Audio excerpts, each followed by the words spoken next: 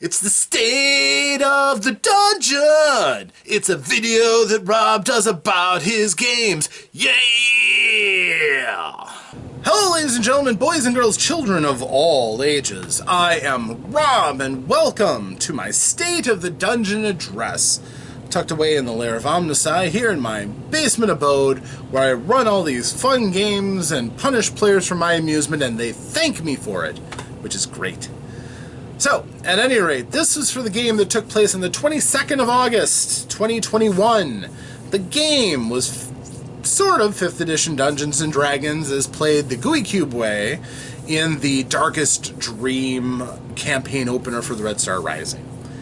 The game took a little while to get going because we decided it was going to be the potluck session, so we all brought food.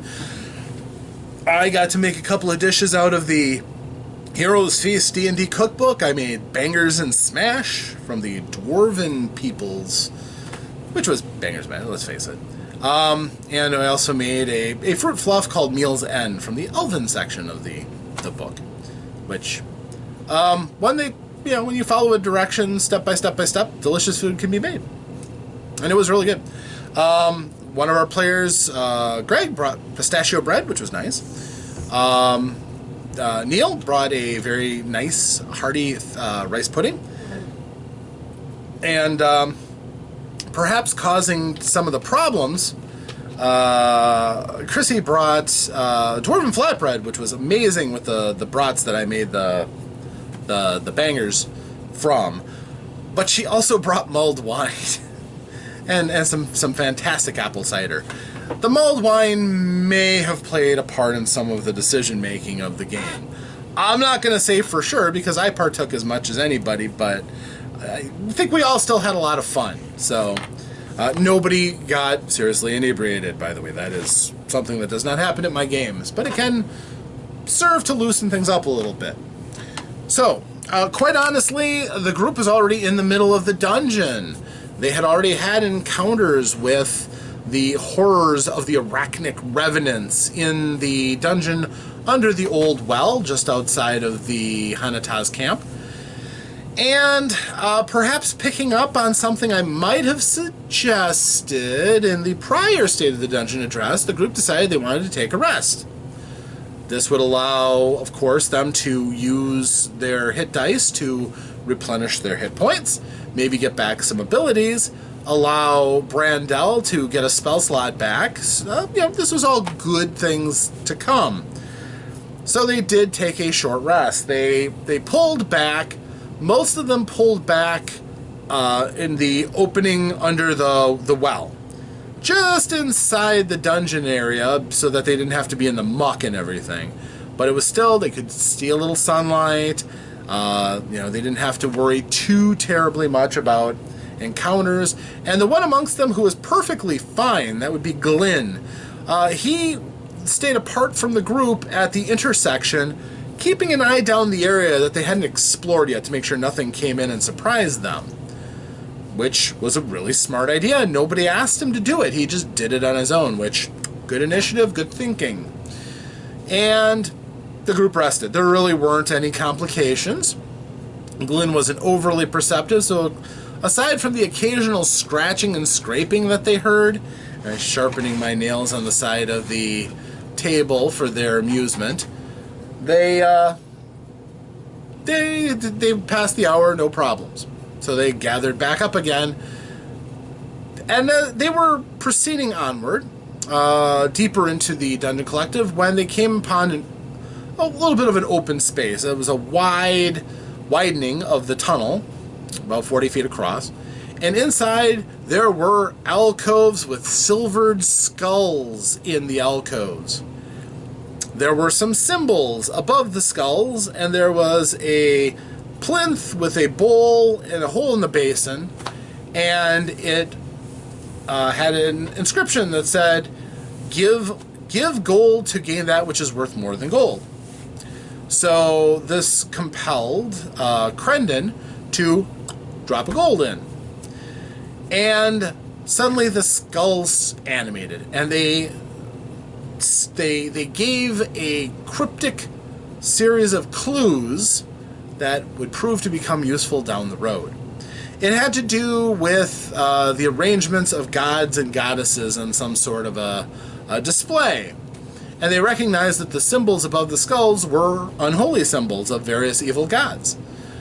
So they started trying to piece together what it all meant, but they didn't have the right venue there, so they couldn't really decide anything at that point. They couldn't move the pictures or anything. Nobody tried messing with the skulls, because they did detect magic on the skulls, and they radiated illusion magic, enchantment, necromancy, and evocation.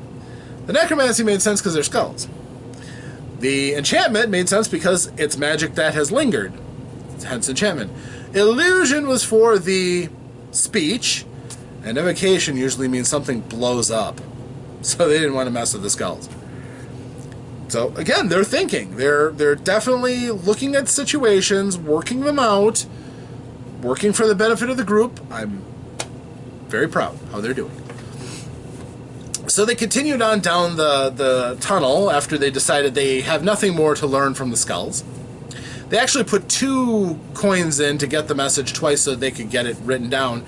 Because there isn't a prop for a message to hand out, I recited it as would happen to their characters. I did warn them to take notes, but I read it out as the skulls would, so they needed to hear it twice. Which is fine. Those golds come and golds go.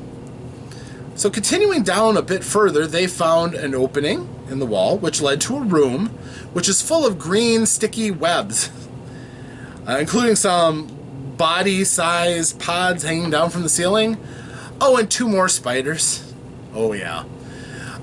This fight went pretty straightforwardly, actually, mostly helped by the fact that Crendon cast a hideous laughter on one of them. These spiders are intelligent, and apparently the hideous laughter can work on anything that can hear, and is not necessarily a charming or mind-affecting spell that could not affect them. So the spider rolled over and started laughing hideously at everything that was going on. It was incapacitated and couldn't attack. Boy, did that help. As it was, Hananan got chomped by a spider, and even though he resisted dying outright, it still did quite a bit of damage to him. Damage he really wasn't eager to take. We can now say goodbye to Hananan in the front line, which is hilarious. So he drifts back. Hananan was, of course, the fighter, so he was up at the front. After taking that bite, he realized, I want to stand back and shoot him with my bow. I don't want them in my face and biting me. One more and I'm down. So he disengaged and limbered his bow. Glenn goes, wait a minute, I use a bow. I'm number 2. I don't want to have a spider in my face while I'm trying to use a bow. So he backed up, which left Brandel as the front wall. The wizard is in the front now. Picture this. It's funny. But he stepped back and he shot it, did some damage, which was nice. Brandel's like, okay, you cowards, I'll be point. And she witch bolted it. And the rest of the group eventually piled on. Crendon decided, well, if our fighters are going to fall back, I will take my rapier and I will lunge forward and I will hit it, which he did. And then Hananan shot it with an arrow, which worked. And there was a dagger thrown by Vanessa. And all told, they took one down without any more than the one bite that they took. And then they turned their attention to the one that was still on the ground, chattering with demonic-inspired laughter. What an undead, intelligent spider would find funny, I shudder to think. He thought them killing his friend was hilarious. He found it less so when an arrow got sunk into him from Glynn. That snapped him out of it. So he turned around and started using his necrotic webbing to try to web, I believe, Hananan. And Hananan was in rough shape, and the web would actually drain his life as he went. This isn't good when you're only sitting at 1 or 2 hit points. So even though I allowed him to try to break free and escape the webbing before it kicked in, he couldn't do it, and it kicked in, and he dropped. Well, Brandel tried to free him, but she didn't have a great weapon for it. But then Vanessa comes along with her sickle, which is excellent for cutting webbing, and whoosh, peeled him like a banana. So he's out of that at least. And the group just keeps pressing fire in to try to take it down. Eventually, I believe it was Hananan who delivered the final blow. So he did get up.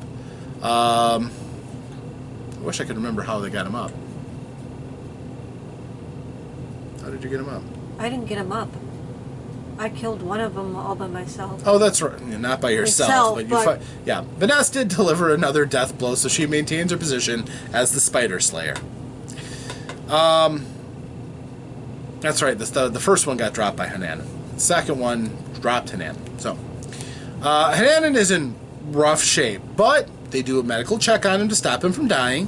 They do another medical check to give him just a hit point or 2 back so that he can be on his feet. It's at this point when he declares loudly, "I'm staying in the back and shooting with my bow. That's what I'm going to do, because I have 2 hit points." Everyone else is, okay, we'll figure out how to have a front line through this, but it's certainly not going to be Brandel. She should not be on the front line. So the others kind of shuffled around to move up a little bit. Turns out Glynn can take a shot if he has to, but he doesn't like to, clearly.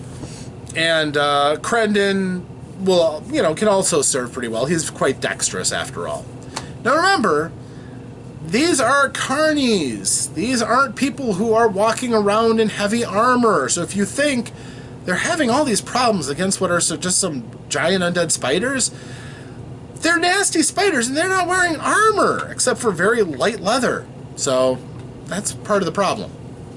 So, what to do about those big pods hanging down now that the spiders are dead? Well, they started slitting them open. The first one they opened up and they found a dead dwarf. Sad.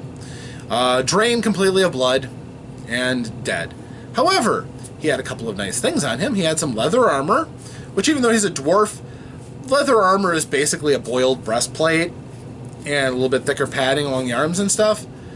So even though it's going to have to be trimmed down and reshaped and resized and such, turns out Vanessa can actually put that on. So she did. As a druid, she can wear leather armors.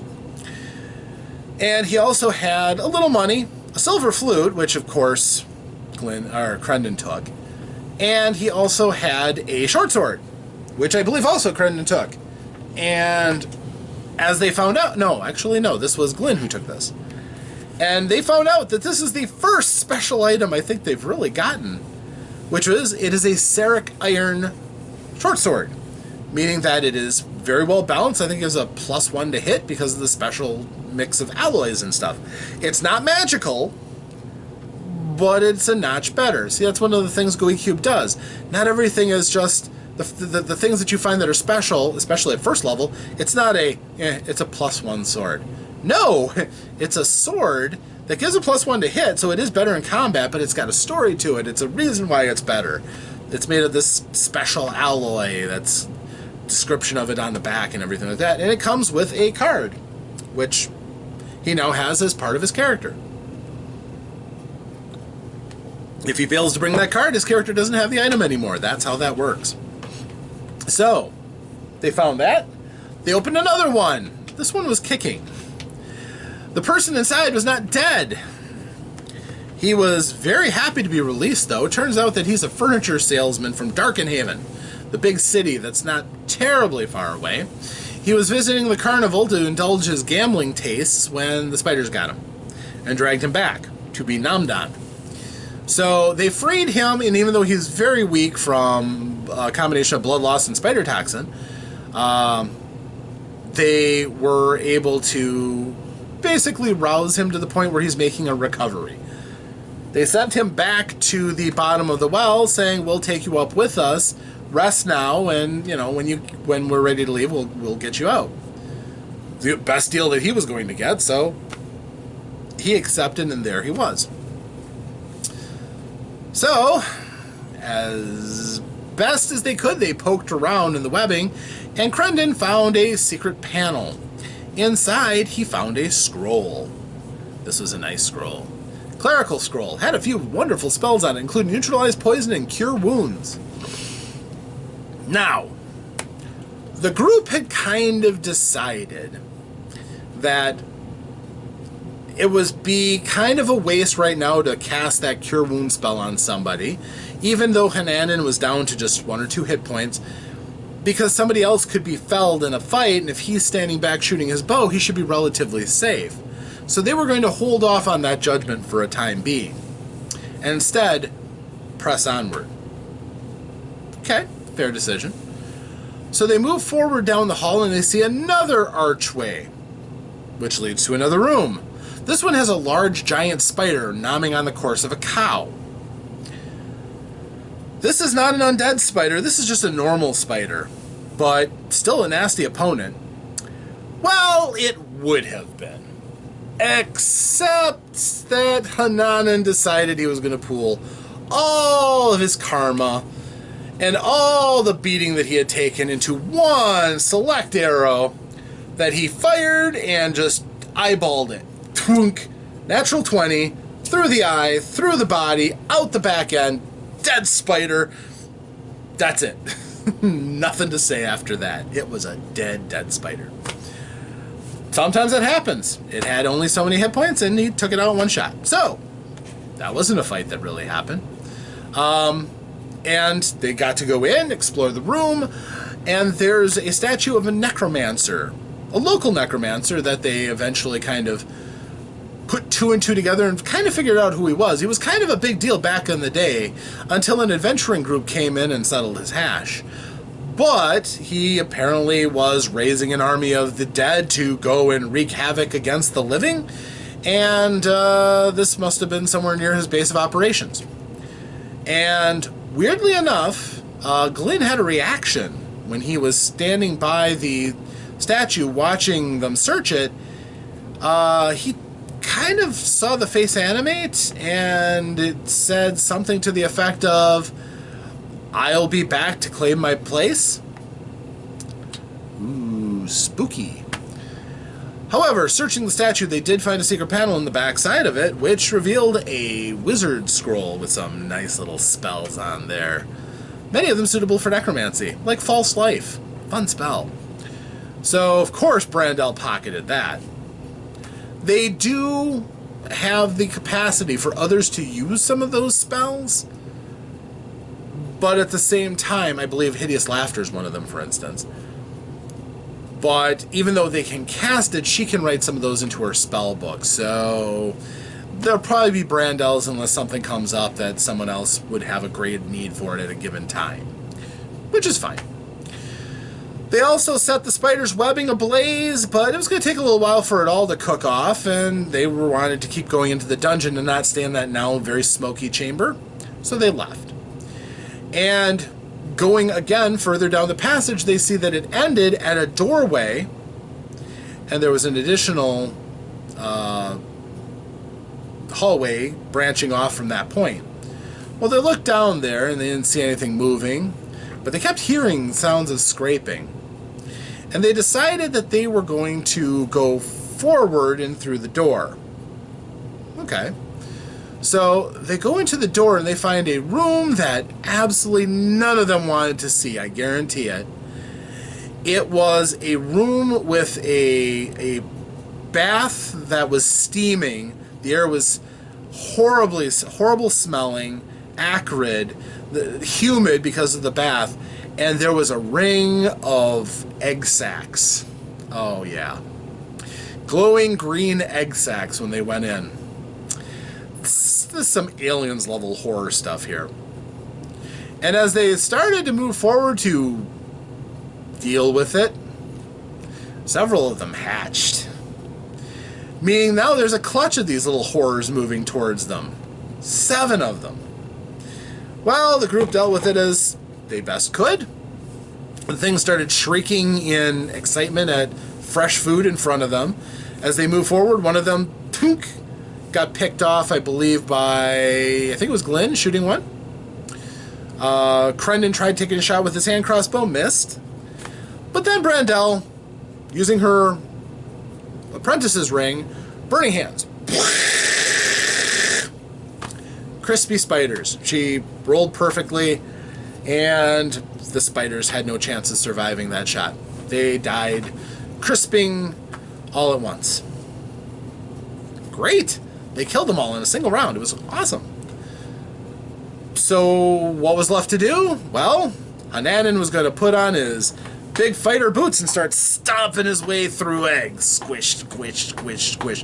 Which actually is quite smart, because the outside of those eggs are caustic. And if they'd have touched it with their skin, they would have... Let's just say this isn't the kind of thing you wanted to try to make wine out of with barefoot stompings. So he was stomping through these things when, what do you know? Through a tunnel in the side that Crendon was just getting ready to start walking down, Mom shows up. Mom is the biggest and nastiest looking of these undead spiders.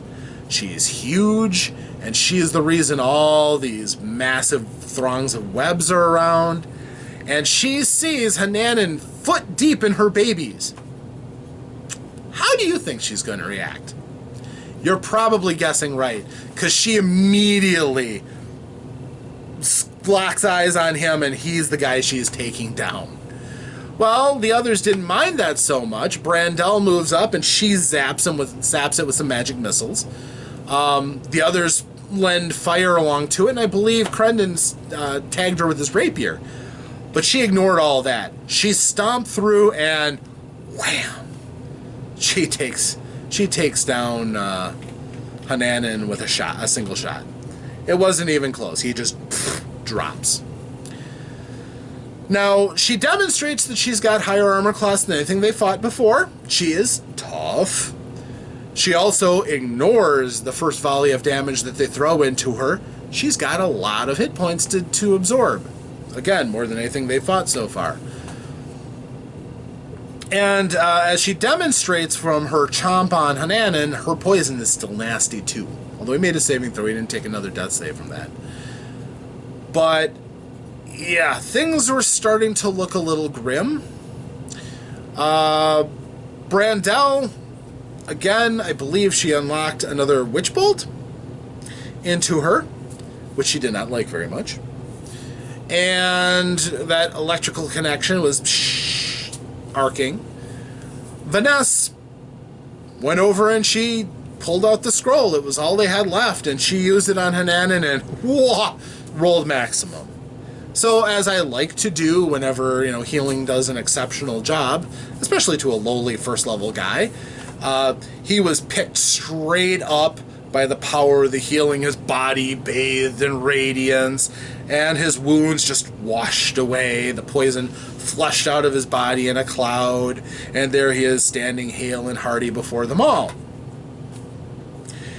And then he proceeded to go grab his weapon and lay the whooping stick on that spider.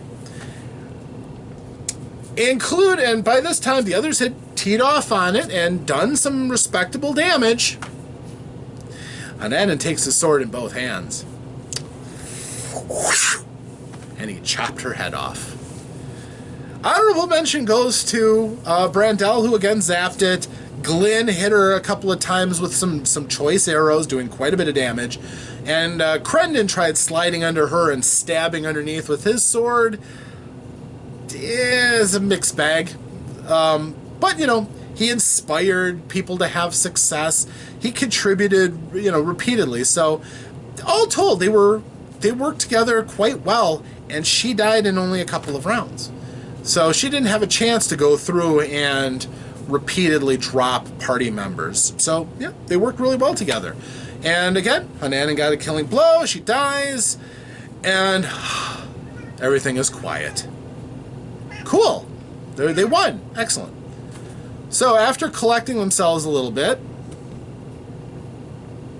they finished stomping spiders, and the little spiderlings just died. Nobody felt really bad about this. And, obviously the unnatural of this. They're clearly undead creatures, but at the same time, they're born and they grow from babies. It's twisted. It's super weird. It's just wrong. The necromancer who did this Vordrud, yeah, he was a bad juju. So Crendon gets kind of tired of them just standing around talking, and he walks through a tunnel leading into the next room where the broodmother walked out from. And he finds her lair. But she's gone. She didn't really eat a great deal in there, so all he found were these super thick webbing. These were crystallized. She was rather powerful. And most of the room is completely concealed behind these, except for this panel at the end. It had 5 round depressions in the wall, arranged in either a pentagram formation and the points of a star, or as a circle, depending on your point of view. And there were 5 placards. Each of them basically represented one of the 5 evil gods that were referenced by the skulls. And they talked it over as the group came up, and they discussed, and eventually Crendon dared to go and start putting the placards in place. And they got it right off the bat. They talked it over, they discussed it, they pooled their knowledge, and they got the correct answer. So, with that, they saw a shade of the necromancer, Vordrud, come forward. And he said, "Congratulations, apprentice. You did very well. Now just take your key, go and put it in the door, and you'll be ready for your next test." And then he vanished. And they're like, "What key? Did we miss something?" And after a little bit of searching, again led by Crendon, they found a couple of bags, including one, some full of gold. They also found a Seric iron wakizashi, which was kind of neat. A little exotic. It's essentially a short sword, though. And again, it's made of that Seric iron, so it gives it +1 to hit, which is nice. Good weapons to start off with, certainly. And upon finding that, there's no key. So they found the answer to a riddle, but they didn't get the thing that allowed them to progress further. And leaving the room, they saw at the end of the hallway, there's a door. This door scared the group.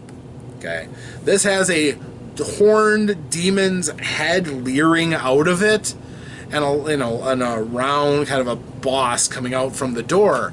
It looks scary and intimidating. Heck, it looks scary and intimidating, and I'm not playing. But they go, "Nope, not going to deal with that. We don't have a key. We're not messing with it. We don't want to die. We're going to leave." Okay, so they turn around and they get ready to leave.